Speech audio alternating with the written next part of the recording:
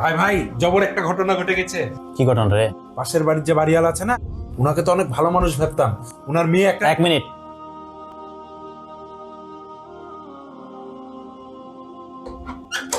এটা তুই ঠিকই করেছিস, বাইরে কেউ শুনলে খারাপ ভাববে। উনার মেয়ে আছে না, 1 মিনিট।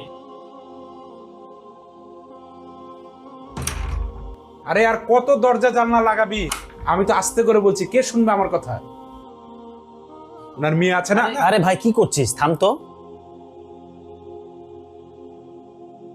এগুলা দরকার ছিল না। আরে ঘরের ভিতর থেকে আওয়াজ বাইরে যেতে পারে, কাপড়টা লাগাতে দে।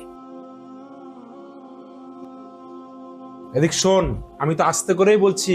কার কান এত ভালো যে ঘরের কথা শুনতে পাবে? আরে ঘরের ভিতরটা এয়ার টাইট করে দিলাম, যেন আমাদের কথা আল্লাহ শুনতে না পারে। তুই কি পাগলের মতো কথা বলছিস?